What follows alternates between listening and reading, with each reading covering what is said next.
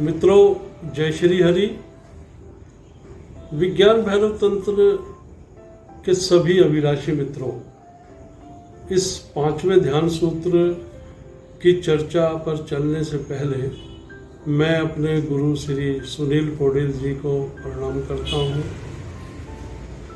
और उनके आशीर्वाद से, उनके आदेश पर मैंने ये जो सीरीज शुरू की है विज्ञान भैरव तंत्र की, जो आप तक पहुंचाना है, जन जन तक पहुंचाना है, पूरे विश्व में पहुंचाना है, तो उनके आशीर्वाद के बिना संभव नहीं था। जय गुरुदेव, जय शिव शंभु, जय पशुपतिनाथ। विज्ञान भैरव तंत्र को जानने और समझने की इच्छा रखने वाले मेरे सभी मित्रों, आपको भी मेरा नमस्कार। आज भगवान शिव द्वारा बतलाए गए जो 5वां ध्यान सूत्र है, उसको हम समझने का प्रयत्न करेंगे और संभव है कि हम अपने जीवन में भी उसको उतारने की कोशिश करेंगे। भगवान शिव इस 5वें सूत्र में बतलाते हैं, अपनी दोनों भ्रुकुटियों के बीच, भ्रुकुटियों में ये जो हमारी भौं है, इनके बीच में ये जो स्थान है, अपनी दोनों भ्रुकुटियों के बीच ध्यान को स्थिर कर विचारों को अपने मन से निकलते हुए, तैरते हुए अपने स्त्री नेत्र पर हम देखें, फिर सहस्त्रार तक रूप को प्राण तत्व से भरण दें। वहां पर वह प्रकाश की तरह बरसेगा। यह विधि ध्यानस्थ होने की सबसे आसान विधियों में से एक है, या यूं समझिए कि ये ध्यान की सबसे आसान विधि है। हमारा जो आज्ञा चक्र है, ये आज्ञा चक्र, वो हमारी दोनों भवों के बीच का स्थान है, जिसे हम तिलक लगाने की जगह भी कहते हैं। यदि हम अपना ध्यान यहां स्थिर कर लें तो उस समय हमारी दोनों आंखें बड़ी आसानी से वहां स्थिर हो जाती। तो ध्यान का जो सेंट्रलाइजेशन है वो बड़ी आसानी से, यानी केंद्रित हो जाती है और बहुत आसानी से हो जाती है और खुद से घटित हो जाती है। सबसे बड़ी बात तो ये है। पीनियल ग्लैंड है जो हमारे मेडुला के पास आती है, हमारे सिर के पिछले हिस्से में।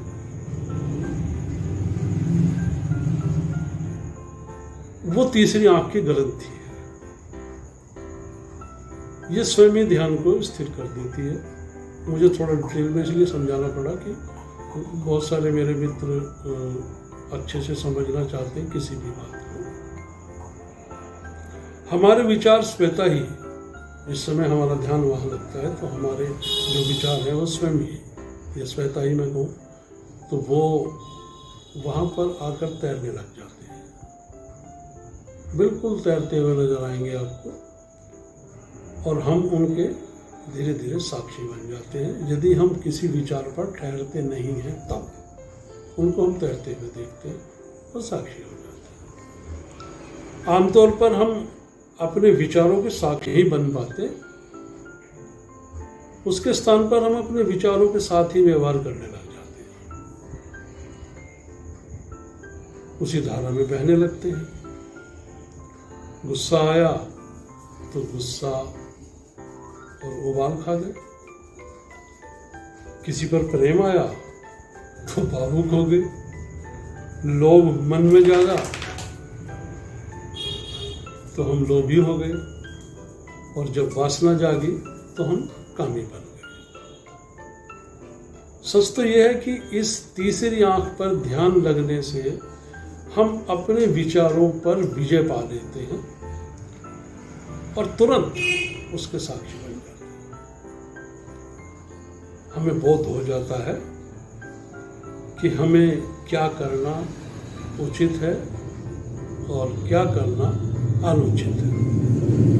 इसके बाद हमें कल्पना करनी है कि हमारी जो प्राण शक्ति एक ऊर्जा के रूप में हमारे मस्तिष्क में जा रही है, भर रही है, और यही ऊर्जा हमारे सहस्त्रार से वापस हम पर एक प्रकाश की तरह बरस रही है, एक रोशनी की तरह बरस रही है। जैसा झरोखे में से जब सूर्य की एक पतली सी लेयर नजर आती है,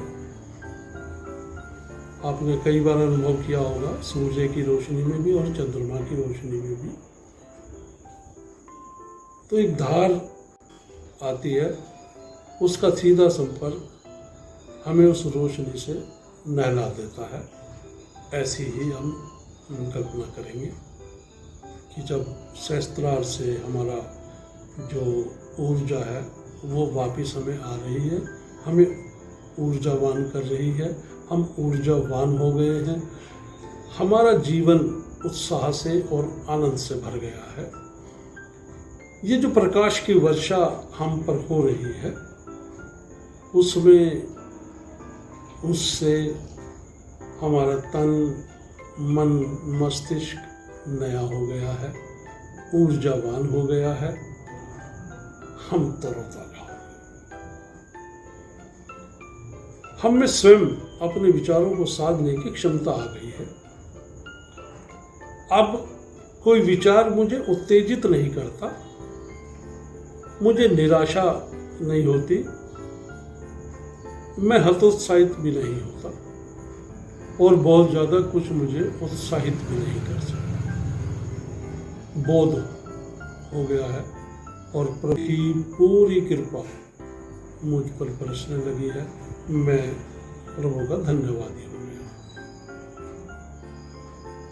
मैं बार बार ये कहता हूँ कि हमें इस अपने भौतिक शरीर से, इस भौतिक शरीर से अब अभ्यास करना पड़ता है। फिर हम जब उसके अभ्यस्त हो जाते हैं, ये स्वयं ही घटित होने लगता है। इसलिए अभ्यास बहुत जरूरी है। और उम्मीद भी करता हूँ कि भगवान शिव द्वारा बतलाए गए विज्ञान भैरव तंत्र के मेरे छठे वीडियो को भी आप देखना, सुनना और अभ्यास करना जरूर प्रयास करेंगे आप। और यदि आपको इस सूत्र को समझने में थोड़ी सी भी कोई कठिनाई महसूस हो रही है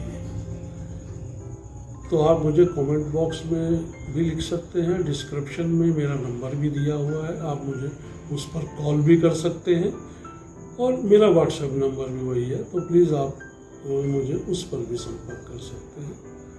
आपका बहुत बहुत धन्यवाद।